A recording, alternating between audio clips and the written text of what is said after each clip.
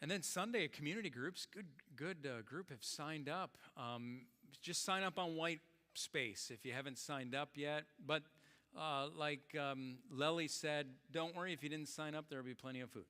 So just come, and we'll enjoy a good time of food and fellowship as well as time around God's Word this coming Sunday. By the way, I did speak with Austin Berge, and he gladly accepted, so they're looking forward to coming. Their target is to come around the 7th or the 8th of May, kind of take a little R&R during that time, and then start after Mother's Day. They're going to be living in their travel trailer until we get the place over there ready, when the rep holds move, and then we're moving somebody else in there, and then they're getting in the other place. So all these things have to be coordinated. He's speaking at Southland, I think I mentioned. So he's got that's in June. If he goes, the plan is for them to go to the Wilds too. I think that'll be a good getting to know the kids experience. And so that buys us some time to get things ready there. And it's nice that they have the trailer, although they'll be living right next to Brother Hale over there at the bus barn. Yeah, right. So anyway, that's we're thanking the Lord for that. And then Mrs. Fox mentioned to me there's a Marauders game. You might be wondering. I think that's the single A affiliate to the Pirates. So their minor league baseball team that's over at McKechnie Field. Now what's it called? Lecom. I still call it McKechnie, and I always will. So when I say McKechnie, you hear Lecom, okay? Yeah, I'm sure. So anyway, it's over there next Tuesday, and you buy a ticket, you get a hat and a drink voucher. It's $15, and the best part about it, the school choir, our high school choir, is going to be singing. And so they sing the national anthem at 6:15, but they're going to do a concert from like 5:40 until 6 o'clock, and then the national anthem at 6:15, and then, of course, the ball game. So if you want to come, you can get tickets online there. She told me the QR code is actually on the door there. I can see it on the door in. You can just scan the QR code. That'll take you right to the website where you can order tickets if you'd like to go. Yes?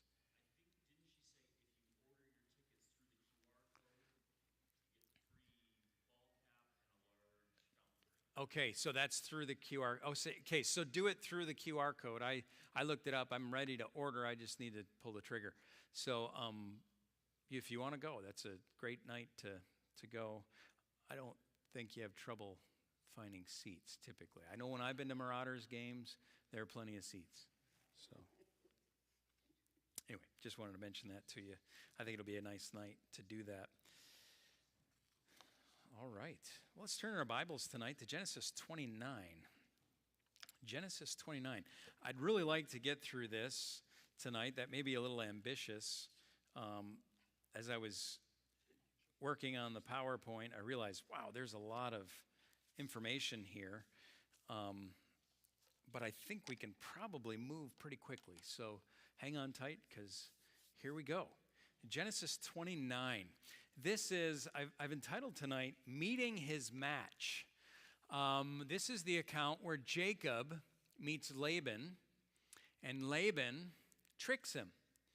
And he meets his match, you know.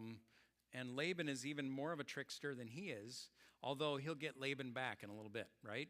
So it's a fascinating story, real life account of what happened when he met his uncle, who would be his father-in-law. Try to figure that one out. Father-in-law twice over. So let's look at verse 1 in chapter 29. Then Jacob went on his journey. Literally, he lifted up his feet. So remember, he was at Bethel. We saw that, and the Lord had spoken to him, and it was a really glorious time, because he had experienced that. He probably heard from his grandfather, from his father, about how the Lord had communicated to him, and now he experienced it. So we have no idea how long it took from that until now he gets to the region where he meets his future wife. But it says, and then Jacob went on his journey and came into the land of the people of the east. And he looked, and behold, a well in the field, and lo, there were 3 flocks of sheep lying by it. For out of that well they watered the flocks, and a great stone was upon the well's mouth. Okay, so this is creating the setting here of how Jacob will meet Rachel. So, and thither were all the flocks gathered, and they rolled the stone from the well's mouth. So he's just giving a background as to what happened. When all the flocks would gather together, then they would roll the stone from the well's mouth, water the sheep, put the stone again on the well's mouth in its place. And Jacob said unto them, my brethren, so that's what would happen. Verse 3 is just a synopsis of what would happen. So here you have already 3 shepherds with their flocks who have arrived. Most likely they go in order. So if you come early, you get to go first. If you or second or third. If you come a little bit later, you got to stand there and wait for the others to give their flocks. So he gives a synopsis, and now Jacob gets involved because he sees these 3 shepherds. Most likely these shepherds are boys. So we're not talking about, don't think of, 32-year-old strapping, strong, young men. Think of 14-year-olds out in the field. They don't have the strength to move the stone away. Think of young women that are out there, given the responsibility as well, because Rachel will be one of them. Verse 4, and Jacob said unto them, my brethren, whence be ye, or where are you from? And they said, of Haran are we. Well, that's intriguing, right? And he said unto them, know ye Laban the son of Nahor? And they said, we know him. And he said unto them, is he well? And they said, he's well. And behold, Rachel his daughter cometh with the sheep. And he said, lo, it is yet high day.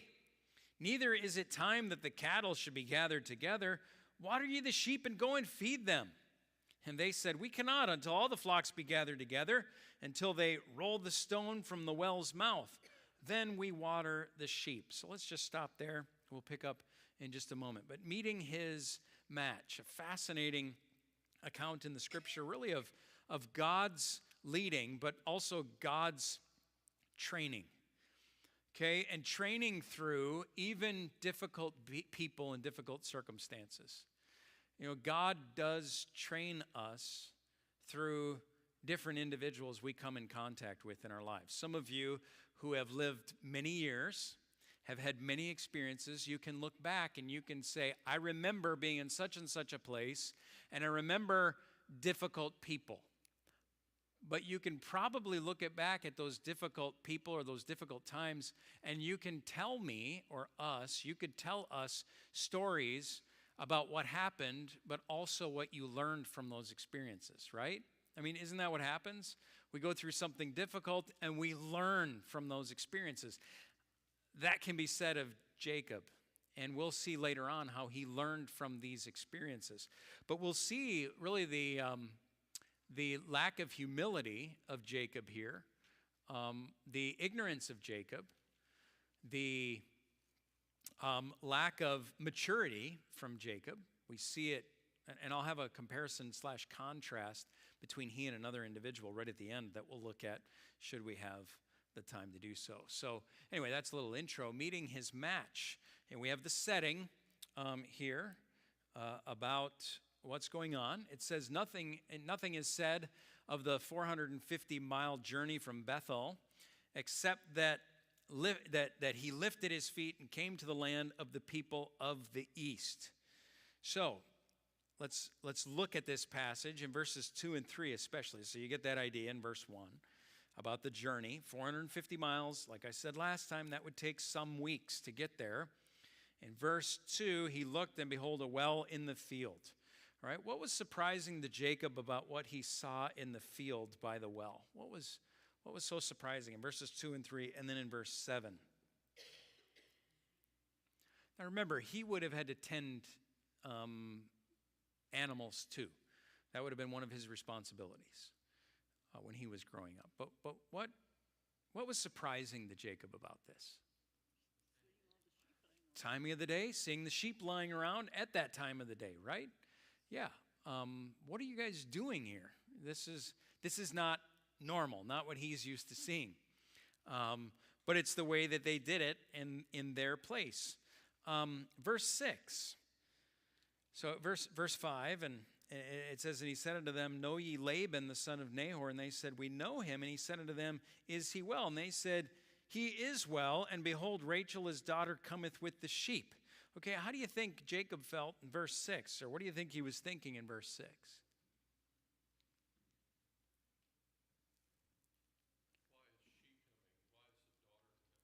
Okay, that's a great question. Why is she coming? Why is a daughter coming with the sheep? Yeah, good. What else may he have been thinking?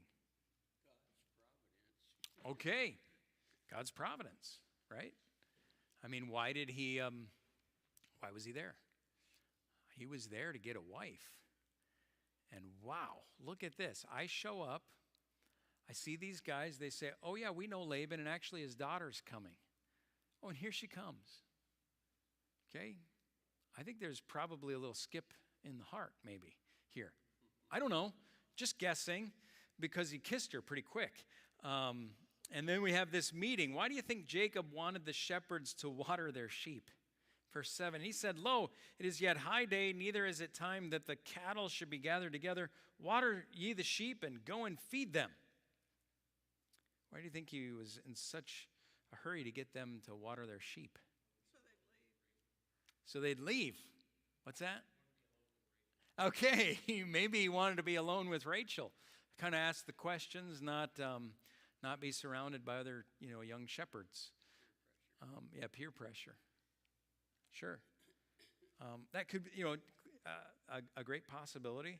Maybe he's not used to seeing shepherds lazy, sitting around, hot part of the day. You guys should be out, letting the sheep graze somewhere.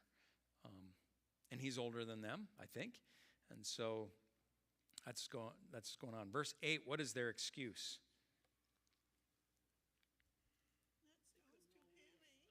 Okay, yeah, you sound like a mother of sons.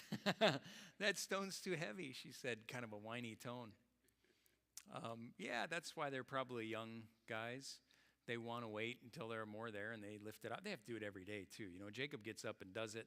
He's got adrenaline pumping because here's a beautiful girl, and he's a grown man, and he wants to show off a little bit. That's just how I read it. I don't know if that's exactly how it is, but yeah, they have their own excuse. What stands out to you in verses 9 and 10 then? Let's look at it. While he yet spake with them, Rachel came with her father's sheep, for she kept them. And it came to pass when Jacob saw Rachel, the daughter of Laban, his mother's brother, and the sheep of Laban, his mother's brother, that Jacob went near and rolled the stone from the well's mouth and watered the flock of Laban, his mother's brother. Okay, so in those two verses, what stands out to you? Okay. Confusion? Yeah.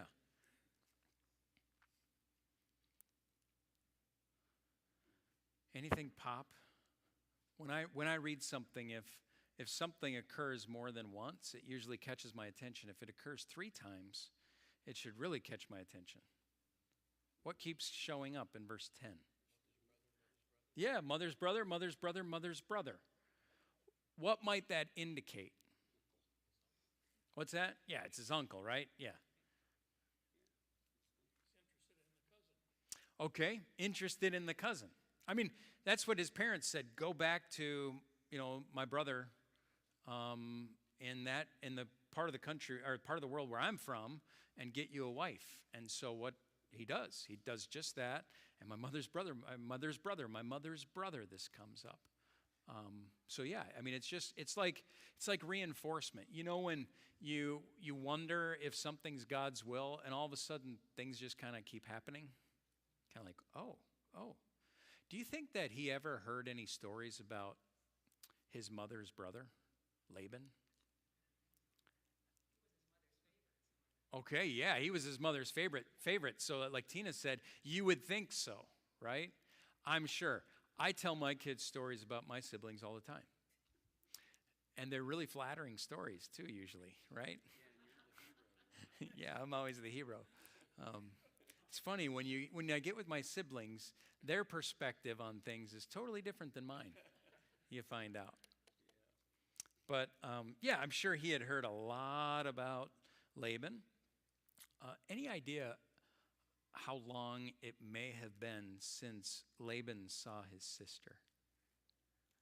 Is there any indication as to how long this? It had to be at least how long? 40 years. Okay, well, where is that from? The fact that Esau was 40 years old when he was married to the Canaanite. Right. So that means Jacob was at least 40 years old, right? And we do know that that she did not get pregnant right away. Instead, she was barren. We don't know how long enough to where it was noticeable. And so there's that time. One commentator said it could have been 100 years since the time that they saw or knew anything about the siblings. So, I don't know if it was that long, but they were probably in their 20s, 30s, or 40s when they last saw each other. And now they're probably close to 100 anyway. And so this would be a pretty exciting time for the family.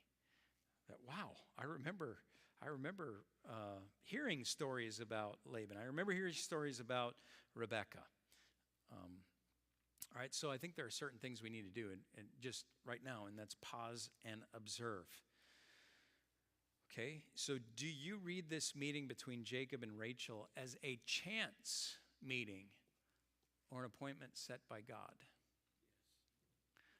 Yeah, what makes it stand out is this is an appointment by God. That's what I was talking about. It was providential. Yeah, but how so? And what pieces point out that it is providential, that it's... Everything fell into place with no effort. Sure, but what are the everythings? I guess that's what I'm looking for. The time that he went to the well, the time that she brought the sheep. Good, the time that she brought the sheep, right? It wasn't normal. Right. It was Yeah. Sure. times than normally. Yeah, there are all these things that are lining up, that he happened to go to the right field where the well was. Think about it. He traveled some 500 miles, and there's a lot of land in between there that he had to go through. So this is not a chance meeting. It's an appointment by God. God working. He was sent there. Why would God work? Why would God set this all up? To complete his overall plan eventually. Okay, to complete his overall plan, which is, yes.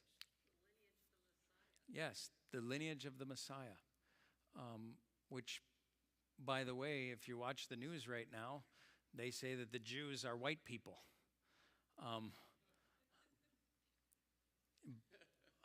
These folks are from where? They're Chaldean. So they would be people actually where that city is today would be, Haran would be, or Haran would be where? Anybody know? Modern day, it's actually Turkey. So it'd be the southern part of Turkey, just north of Syria.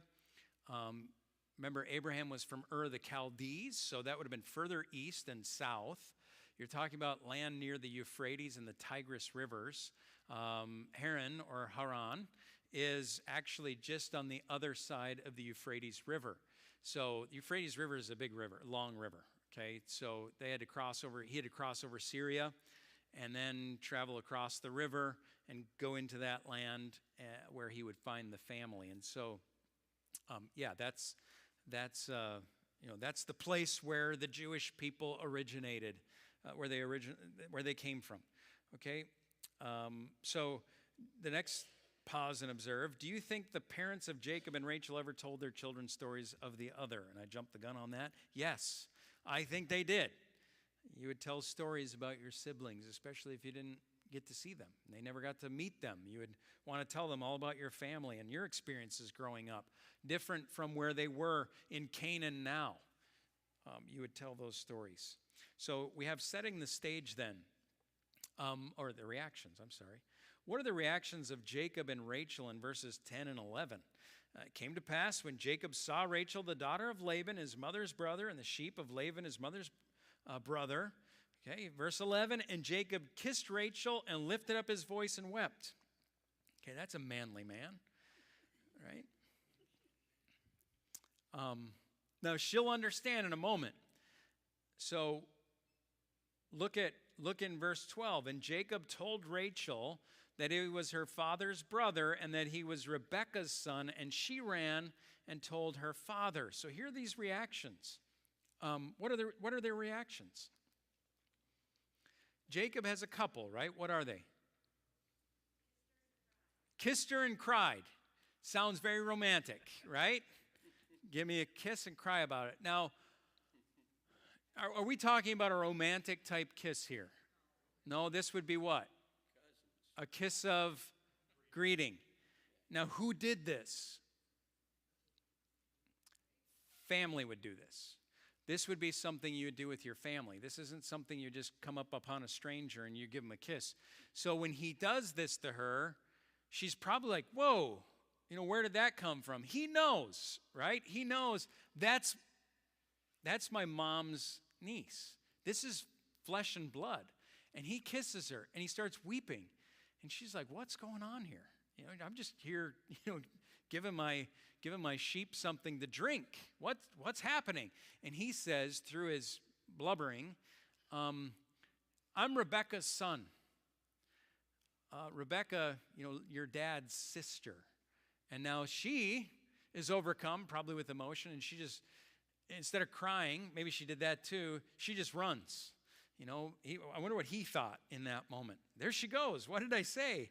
But she runs to get her father. How did Laban respond to the news of Jacob? It came to pass when Laban heard the tidings of Jacob, his sister's son, that he ran to meet him, embraced him, kissed him, and brought him to his house. And he told Laban all these things. What are these things, do you think he told him?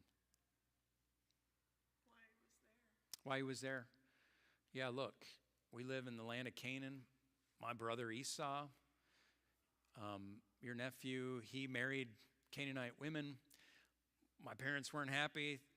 I got the blessing from God, actually, while I was in Bethel, when I was on the way here, but it was handed down from my parents in a blessing. But then God did it, and now I'm here. And he's telling this story, and I'm here to find a wife.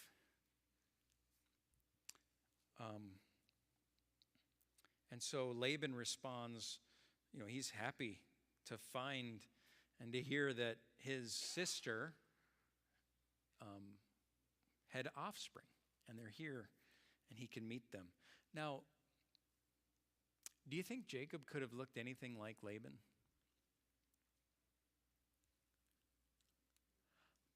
I think there would probably be some resemblance here. Why? It's kind of scary when you think about the family connections here. But yeah, you're talking about his dad.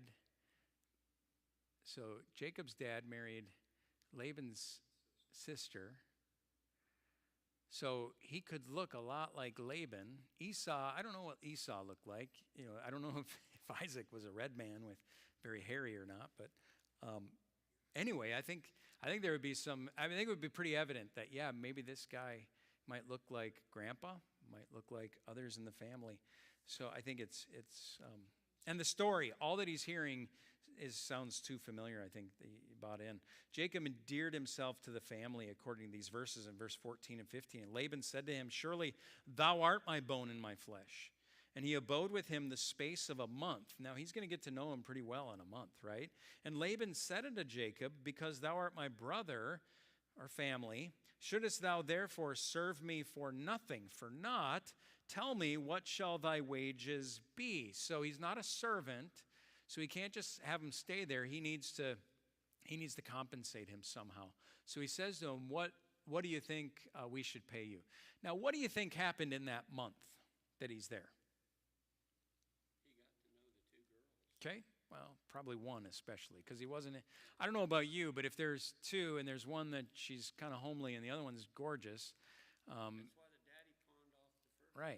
Right. It seems like it. But yeah, what else? What's going to happen in that month?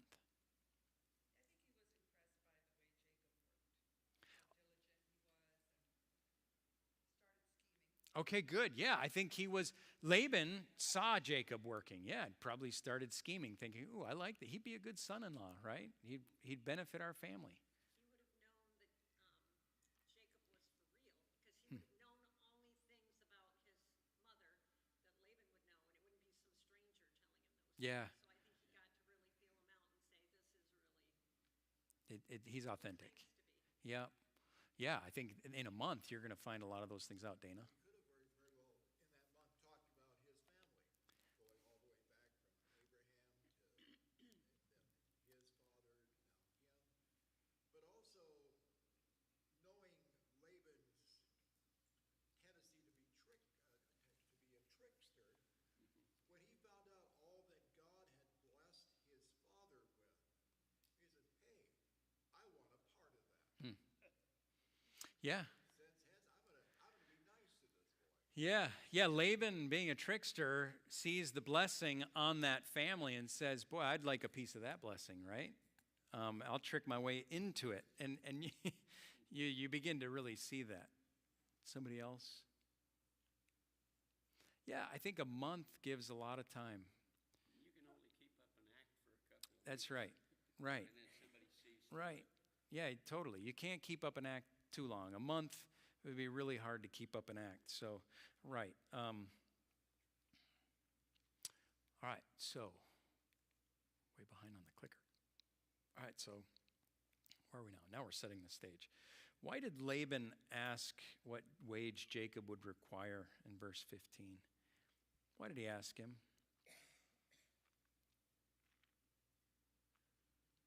I mean, he gave him a say, right? He didn't say, well, this is what you should do. What do you think he did? Yes. Okay, he that speaks first loses. Yeah, he may have wanted to see, what is he going to request. It's always negotiable, right? You can negotiate. Well, if I don't like it, I'll say such and such, so I'll give him the opportunity to say it first. Yeah, especially when you're looking at Laban, right? He's always seems to have an angle. When we get deeper into this, we'll see that. What do verses 16 and 17 tell you about the daughters of Laban? Laban had two daughters. The name of the elder was Leah. The name of the younger was Rachel. Leah was tender-eyed. Okay, let's just stop there for a moment. Tender-eyed. What? Let's consider that from a positive, in a positive way. What might that mean? sympathetic, empathetic. Okay, so you're not looking at it literally, sympathetic or empathetic. Yeah, for sure. Could look at her and think that. It shows in your Sure. countenance. Yep, good. What else positively could that mean? Tender-eyed. Yeah. Okay. Yeah, maybe she couldn't see very clearly. Yes.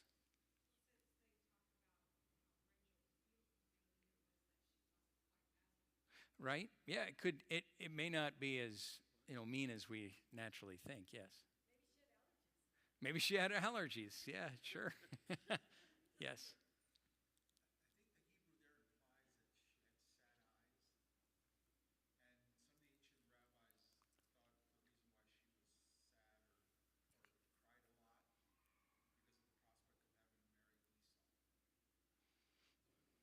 Oh, the prospect of having to marry Esau?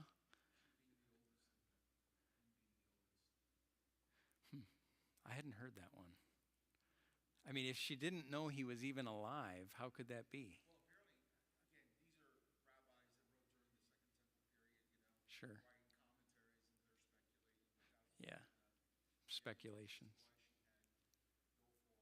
Why she had Yeah. beautiful eyes, Sure. Yes. You can tell a lot about a person by their eyes. Yep. By how they respond. If they're somebody that likes you, doesn't like you. You can tell if they're loving, if they're kind, just by the way they look at you, because you can speak with your eyes. Sure. Yeah. Do we have any indication that this should be taken positively? Why might we think we would look at this and maybe not take it positively? Because it's contrasted with Rachel being beautiful. Okay, it's contrasted with Rachel being beautiful. It says here that Leah, and it's almost a nice way to put it, right? instead of saying Leah was ugly, but Rachel was beautiful, Leah was tender-eyed. And I'm not saying she was ugly, but there's something here that just Rachel was beautiful, she was well-favored, and Jacob loved Rachel and said, I will serve thee 7 years for Rachel, thy younger daughter. What does that tell you about Jacob? What's that? Okay, he had a favorite too. Certain things are passed down. Okay, he was head over heels. Superficial. Yeah, looking at the outside. I mean, yeah, he was the first. She was the first one he saw.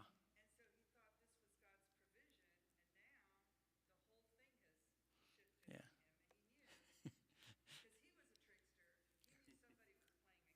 Well, especially when it all happened. Yep. What does verse 18 tell you about Jacob? And Jacob loved Rachel, said, I will serve thee 7 years for Rachel, thy younger daughter. What does it tell you about him?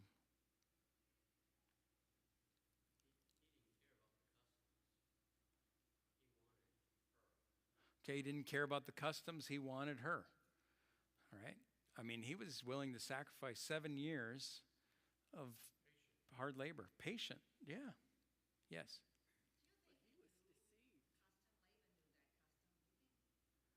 No.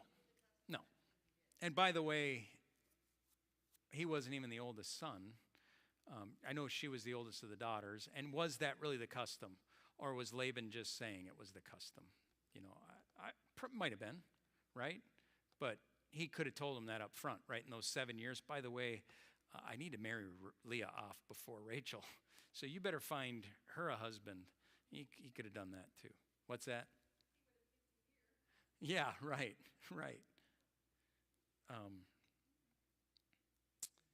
All right, so there's a big shock here that's coming, right? So Jacob served his time for Rachel, and the day came to take her as his wife. Verse 20. Jacob served the 7 years for Rachel. They seemed unto him but a few days for the love he had to her. It was like, hey, this is great. I love her. And Jacob said unto Laban, give me my wife, for my days are fulfilled. I did what I was supposed to, that I may go in unto her, so that I might consummate the whole marriage. And Laban gathered together all the men of the place and made a feast. All right, this is how we do it. This is how we have a wedding. We have a big party. And then it came to pass in the evening that he took Leah his daughter, brought her unto him, and he went in unto her, and Laban gave unto his daughter Leah Zilpah his maid for an handmaid, and still you don't know what's going on. And it came to pass that in the morning, behold, it was Leah. And he said to Laban, what is this that thou hast done unto me? Did not I serve thee for Rachel? Wherefore then hast thou beguiled me, tricked me? And Laban said, it must not be so done in our country, to give the younger before the firstborn. I would have said, well, why don't you tell me this in the last 7 years and 1 month? And Jacob did so, it says, fulfill her week. So 1 week, and we will give thee this also for the service which thou shalt serve with me yet 7 other years. And Jacob did so and fulfilled her week, and he gave him Rachel his daughter to wife also. So at the end of that week gave her, but he had to stay another 7 years to work off that debt. Okay, so Jacob served his time. Yeah, that's right. That's when MasterCard came out. What do you learn about Laban from these verses? Yeah, he gets 14 years of work out of this guy. Yeah, he's a pretty smart, crafty guy. Yeah, good. I think he cruelly did he really think that was going to work out well when he passed on Leah? By the way, how did that happen? And Jacob didn't know. Okay. It was dark. What else? Okay, it's a big party, right? And do you think Laban said, oh, pass on to Jacob some more of that good stuff, right? Just keep passing it to him. Get him tipsy, and then it's dark, and don't let him have a lamp, And yeah, he wakes up, and now he's got a hangover, and he's got a different wife, too. They also wore very long veils, Sure. very thick veils to cover. That's where our tradition comes from. Yeah, and so they would have covered themselves. It was a very modest culture, not like our culture, very modest. They wouldn't show. That's reserved for the spouse, not for everybody else. By the way, when I perform a wedding, we have a code. If you get married in our church, we have a code, and some people think that's so archaic that you would have that. But when I'm the pastor and I'm doing a wedding, and I have my Bible here, and I have the lady here and the man here, why do you think I might have a code like that? I'm looking down at my Bible. It's common sense. We would do well to follow the culture of old with modesty, and protect that for later on. Anyway, that was a little different take here. Now, where are we? Okay, what do you learn about Laban? What else do we learn about him from verses 23 and 24? Yes.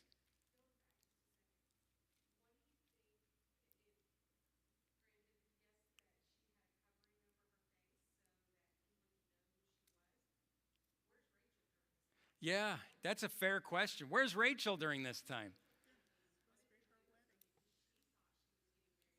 Yeah, I think that's a great question. The Bible doesn't tell us, but that's great. Where's Rachel? What's happening here?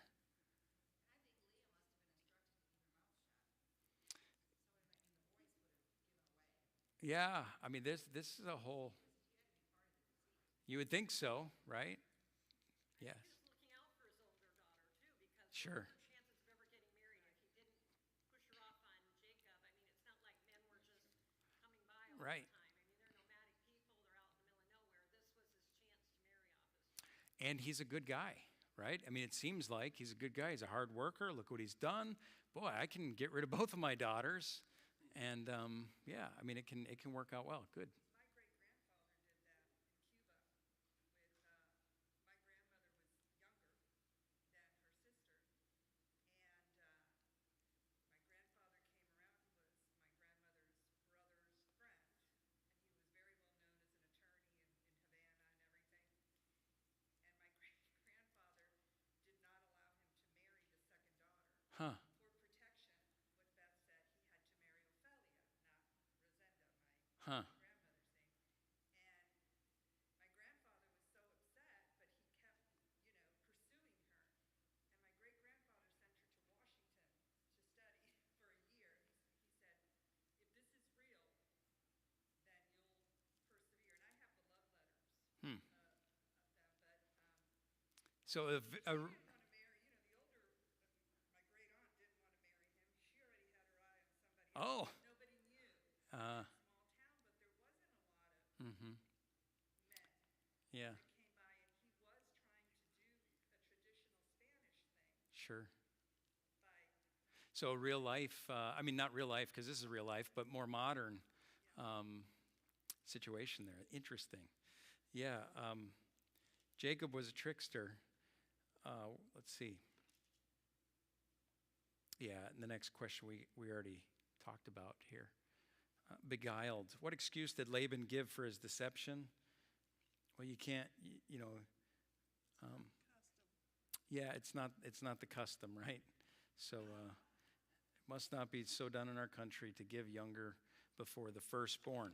And so, yeah, he gives his point. What trickery did Laban use in 27 to 30?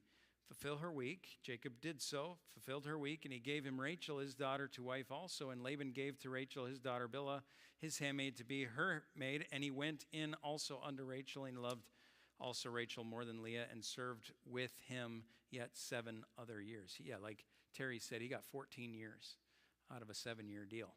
And so that, I'm sure he became very, very wealthy during that time, especially since we'll see more of that. And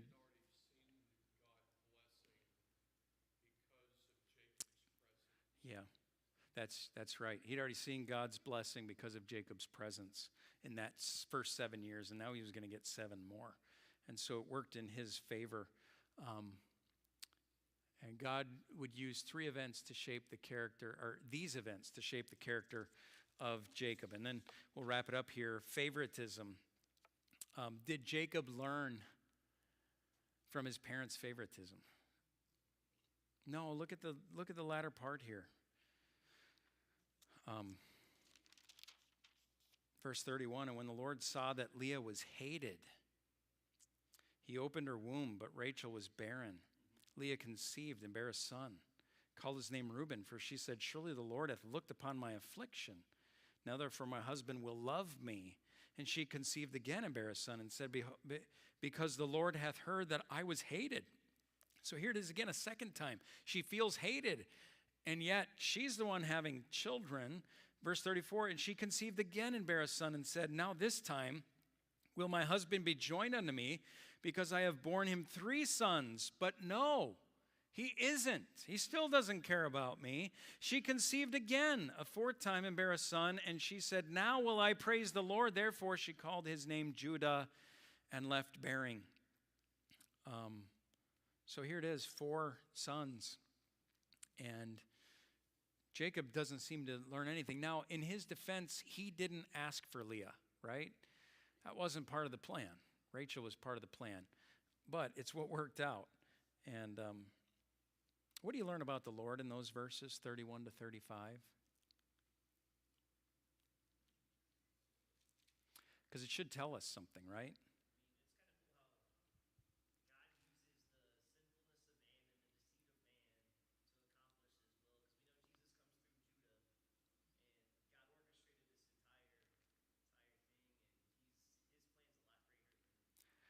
Yeah, than men who try to destroy things, right? Or the devil, and the Lord works it all out. Absolutely. I mean, God is in control, right? It shouldn't surprise us that it all works out in the end, because God is much greater than the sinfulness of men, like Clark mentioned. God is all-powerful. And also, we see in this that God will receive the praise, right? Because Leah, she's full of praise in her heart for what has happened here. Now will I praise the Lord. And she called his name Judah. And then she left bearing. What emotions are brought up to the reader upon reading this story? Just what kind of yeah, Robert? Leah is the first person recorded in Scripture that ever utters the phrase, praise the Lord. Hmm. And I think if you look at the names, you start to see, she's all about wanting to get her husband's love. But that changes. Sure. And I think her focus becomes more on God. You see that also in the way she names the other sons. So, it's almost like, I don't have his love, but his love is even greater. Yeah. Good. Great point. Yes, you see that. You kind of see that she's seeking her husband's love and affection. she realizes eventually she really has God's. Yeah. And she does. I mean, very clearly. The Lord's favor. Yeah, that's a lot better than Jacob, who's proved himself to be more like her dad.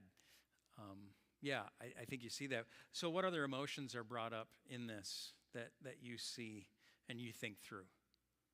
Yes, Barry?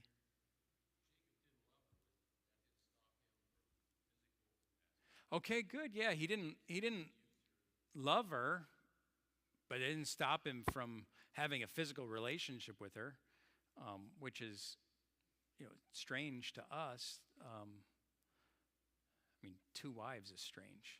And then he starts taking their handmaids too. That's really messed up. And that's why there's so many problems with the sons later on, right? It's crazy. Yeah, there are a lot of emotions, right? I mean, you're excited for Jacob. He finally gets to the land, and here's Rachel, and you're like, oh, it's just like with Rebekah, Isaac and Rebekah. I mean, how cool. It's all kind of coming about. And then he gets tricked, and you're like, oh, that rascal. And you kind of get mad. I mean, I get a little bit mad at Laban. And then you feel sorry for Leah. I mean, I feel sorry for her.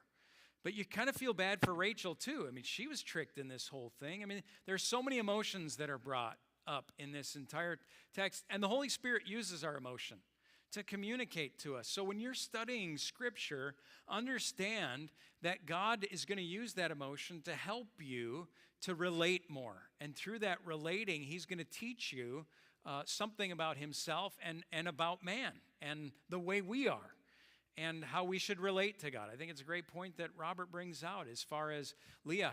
Her focus is on Jacob and seeking the attention and love from him. But in the end, she notices or seems to notice that what really matters is a relationship with God and the care and devotion from God. And I think we see, I just want to finish with this real quick, comparing and contrasting the courtships, okay?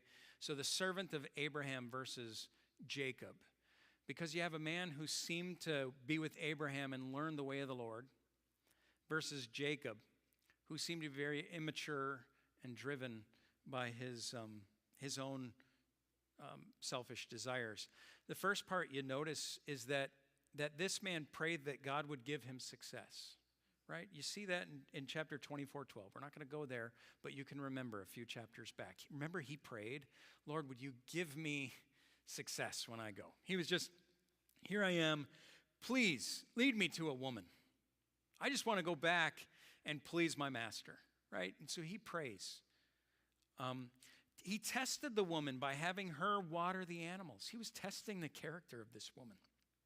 So he's looking for a woman who is a good, hardworking woman that will do his master well, right? And he praised and worshiped the Lord for giving him success. I mean, this is the man who was the servant to Abraham. This was the way he was. But let's look at the contrast, okay? There was no prayer by Jacob that we read, right? We don't see that Jacob prayed to the Lord and said, Lord, lead me to the woman you want me to be with. Now, the Lord clearly did that, right? The Lord blessed him, but we don't have any indication of that. There's no indication that Jacob was thinking about the character of the woman, right? What did he notice? That she was beautiful. She was attractive, that she was of the right, breed, if you will. I mean, all those things fit. It's like, wow, she's from that family. She's beautiful. Jackpot. I nailed it. And there's no praise or worship of the Lord. But you don't have anywhere where Jacob says, Lord, thank you. Thank you for leading me to this woman.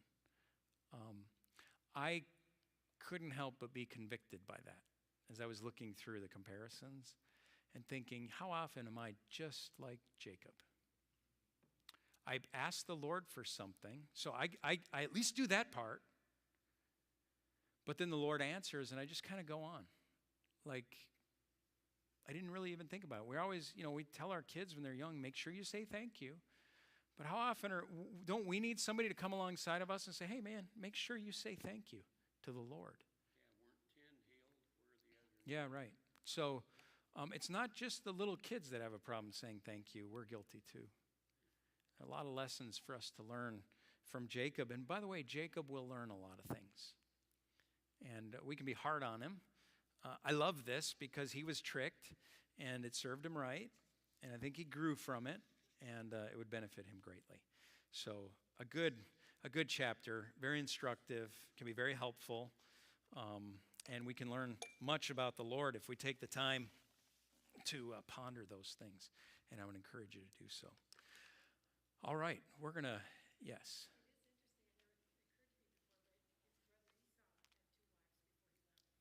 Yeah, actually had more than that because remember, then he traveled to get him another wife to try to earn favor. And he was just trying too hard. And he didn't gain a lot of that.